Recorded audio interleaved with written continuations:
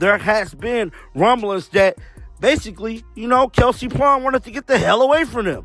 Meaning Becky Hammond and AJ Wilson. And I'm here to tell you guys, it is looking like that way because none other than Kelsey Plum actually fired shots at the Las Vegas Aces in her opening press conference interview. Is this the end of the Las Vegas Aces dynasty, with 5 key players jumping ship and controversy swirling?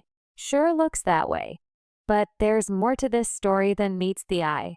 Now, we know throughout the offseason there has been a lot of chatter behind the scenes in regards to the Las Vegas Aces. The Las Vegas Aces team was completely derailed at the conclusion of the season, which leaving a lot of people to speculate what the hell is going on in Vegas. Kelsey Plum just broke her silence, and she's pointing fingers in her first press conference with the LA Sparks. She didn't hold back on her former club.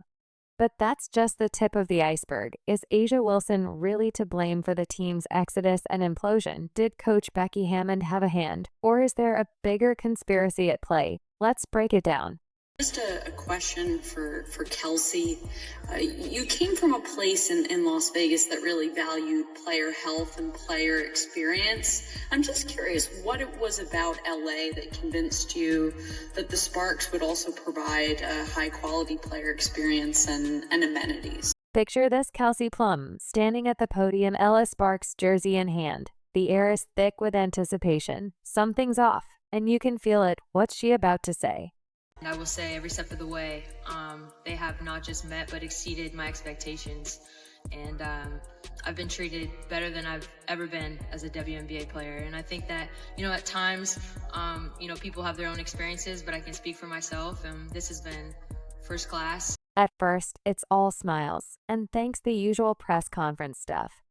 But then Plum drops a bombshell that sends shockwaves through the WNBA. I've been treated better than I ever have as a WNBA player. Wait, what did she just take a shot at the Aces? Extremely valuing the opportunity to be able to support players in any way that they can. And I've seen that firsthand. And, obviously as the franchise, we continue to build on this year, and there's been a lot of change in the last couple of years with coach and management and things like that. I'm excited to be part of the new wave, and we'll be able to show players that this is a place where LA you want to. Let's break this down. Plum's been with the Aces for years. She's won championships with them. She averaged 17.8 points, 4.2 assists, and 2.6 rebounds per game in her final season with them. She was drafted there, and the only team she knows she seemed happy. So why is she hinting like she wasn't treated well? What's happening in Las Vegas? We'll break it down in a bit. I've been treated better than I ever have been as a WNBA player. Now, that is the comment there that is raising eyebrows amongst fans in regards to Kelsey Plum, stating that she's been treated better so far than she has ever been as a WNBA player. Here's where it gets interesting. Plum's words aren't just about her treatment in Los Angeles. They're a window into the Aces locker room. Remember when the Aces were on top, unbeatable? Looks like that perfect image was just a mirage. For someone like me, it's just a perfect mix of preparation and opportunity. I've been chomping at the bit to get the opportunity to be able to lead and show, who I am as a player on a different scale. And so I'm just really excited about that. And I've never been more ready. And, I think some people might be surprised, but no one that really knows will be. But Plum's not done. She talks about excitement for her new role, about the opportunity to contribute more significantly. Is she saying she couldn't do that with the Aces? Was she held back, she said. It has always been leading by example, a level of consistency as a pro. These days, we get caught up in how we feel. It doesn't matter how you feel as a leader. You got to show up and lead. There's a level of competitiveness that has to be consistent every day. It's a culture. Other than that, just having fun. We all play better and enjoy ourselves when we're doing what we love to do. She's definitely sending subliminals back to Vegas, bro. The reactions on social media have been wild. Some fans are criticizing the Aces management. Others are pumped for Plum's new beginning with the Sparks. One fan even said Kelsey can just focus on her own game now, without always mentioning how someone won unanimous MVP. Ouch. Just feel like an overwhelming sense of love. I feel like open arms. I was actually in the airport this morning, and I was just getting some water, and the guy was like, "Go Sparks!" You know, it's just I feel that. So I'm excited about that because I really do feel like people have kind of already wrapped their arms around me. I haven't even played a game yet. Just the welcoming of my teammates and coach and Reagan and ownership. I feel very loved already. Think about it, Plum's transition to the Sparks isn't just a change of jersey. It's a complete shift in her career. She's aiming to redefine her role, her impact. It's like she's breaking free from something. But what remember, Plum's not just any player. She's an Olympic gold medalist, a WNBA champion. When a player of her caliber talks about needing a different scale to show who she is, it's not just talk, it's a statement. I'm so grateful to be reunited with Dee, to play with people like Cam and Rakia, and I can continue to go on the list. And here's the reality, Plum's words aren't just about her. They're shining a spotlight on the Aces organization. What's really going on behind those Vegas lights are players feeling undervalued, restricted. Plum's words have lit the fuse, and the implosion is happening. We're here to compete, so there's expectations to win right away. And I know for me, there is a level of intensity and work ethic that I do bring to the table, but really just I'm grateful for this opportunity to show that being one of the best players in the world and just taking this franchise back to where it's been and where it will continue to go. So again, I just want to thank ownership support, and really just means a lot that everyone's here, and it's a new day in LA, so we're gonna hoop. After their shocking semifinals loss, coach Becky Hammond warned us that changes were coming. But nobody saw this coming. It's not just one or two players leaving, it's a full-blown exodus. And it's leaving the Aces roster looking like Swiss cheese. So, for all Aces fans, it's over. It's over. It's over. The reign of the Aces is over. I understand the shortest dynasty in the history of the sport of basketball.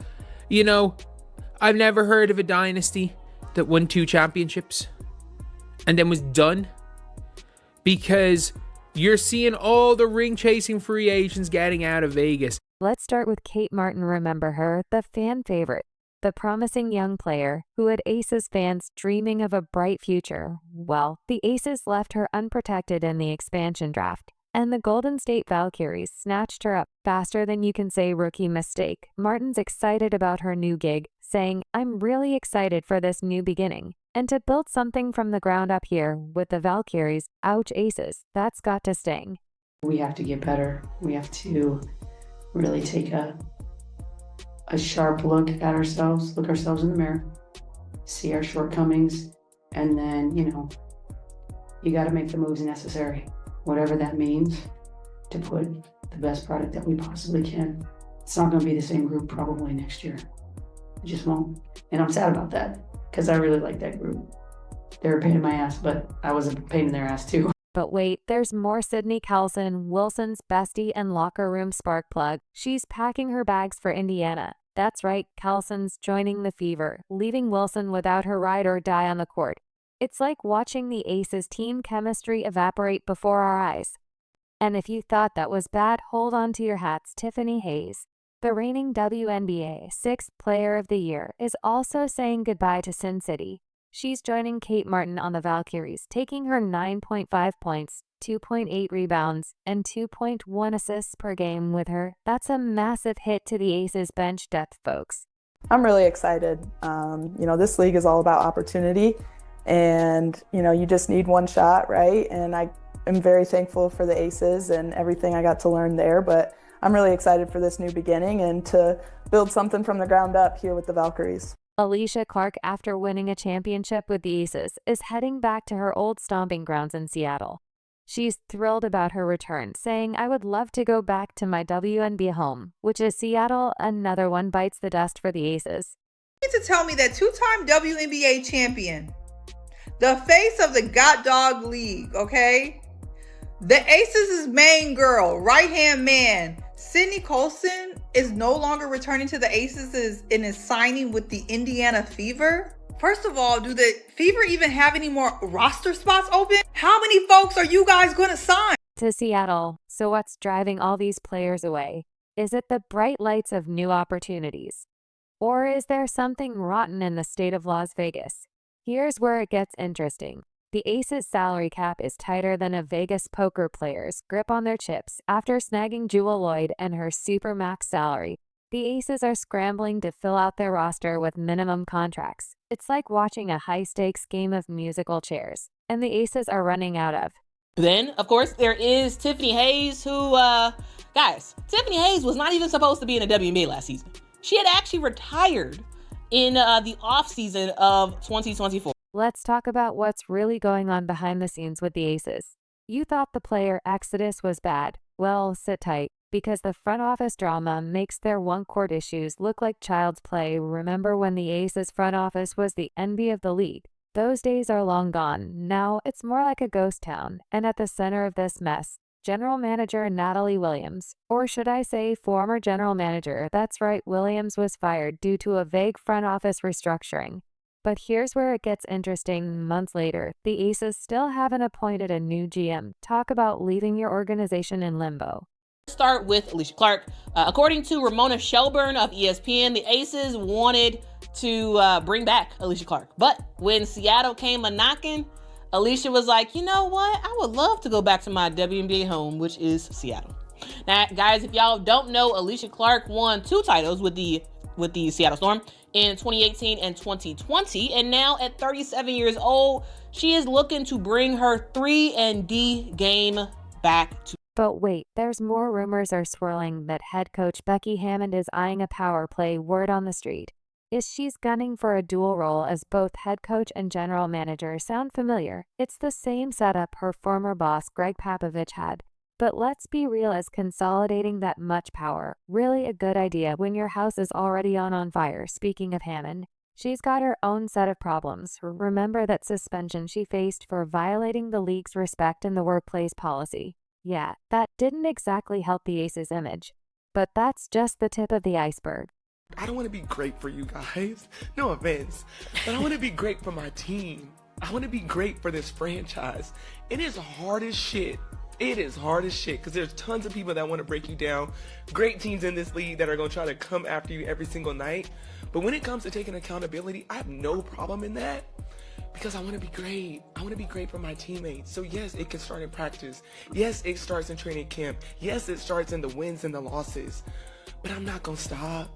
I'm going to continue to challenge myself and my teammates every single day. Because when you're talking about greatness, it starts with consistency. Let's not forget about the DIDN lawsuit. The former Aces player is alleging discrimination and unfair treatment related to her pregnancy. And this isn't just some frivolous claim. The league took it seriously enough to slap the Aces with a $500,000 fine and strip them of their 2025 first-round draft pick. Ouch. Also, there is a huge thing that you all have to keep in mind is that the Las Vegas Aces do not have a GM right now. They let go of their GM a couple months ago, and they have not put anyone in that place. And so, hey, Nikki Fargas and Becky Hammond are trying to make some wonders without an actual. But we're not done yet. The league is now investigating the Aces for potential salary cap circumvention. They're looking into undisclosed benefits provided to players. In other words, they're accused of sneaking extra perks under the table. Not exactly the kind of attention you want when you're trying to build a dynasty, is it? With all this drama, is it any wonder players are running for the exits? The Aces have gone from being the team everyone wanted to join to the team everyone's trying to escape. What is going on in their locker room? Like, this Aces team is falling apart. This is not a coach that I would want to play for. While the Aces are playing musical chairs with their roster, another team is orchestrating a symphony of success. Are you ready for the Indiana Fever's comeback story? It's time to talk about the team that's gone from being the WA's punching bag to the talk of the town. Picture this: the Indiana Fever wants the league's cellar dwellers start making moves that turn heads and raise eyebrows as Vegas crumbles. The Fever are executing a massive class in team building. But can they really go from worst to first?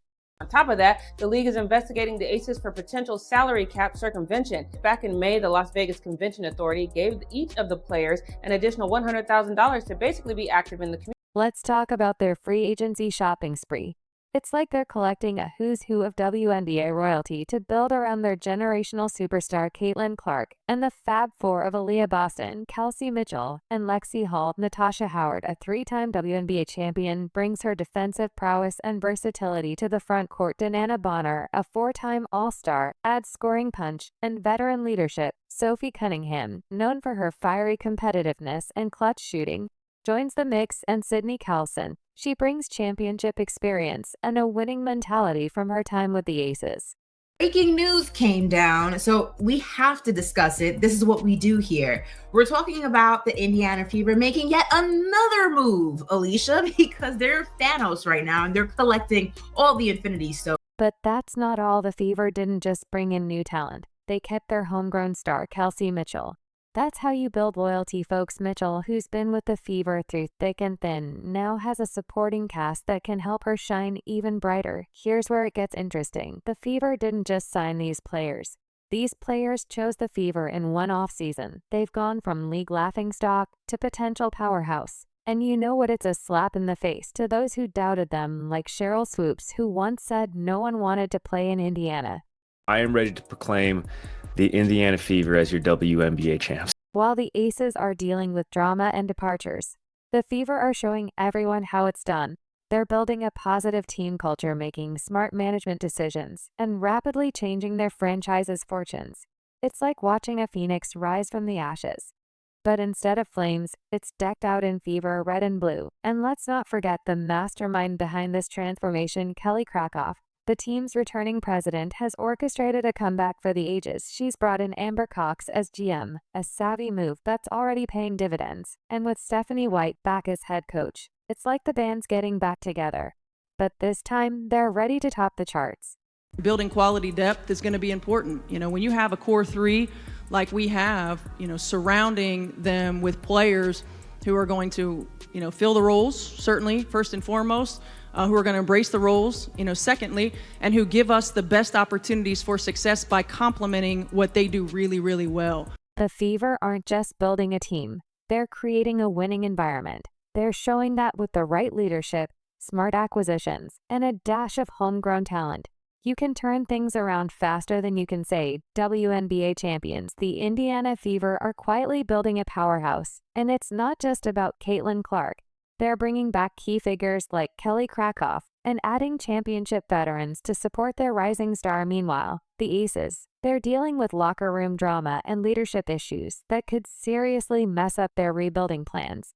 Doesn't make any sense by any stretch of the imagination. In what way would you not want to play in Indiana? The place where you're getting sold out arenas, the most viewership on television, playing with a player who was top 3 in MVP voting as a rookie, who clearly elevates her teammates around her. She scores a lot, but she is also dishing out the ball, able to elevate everyone around her. Why wouldn't you want to be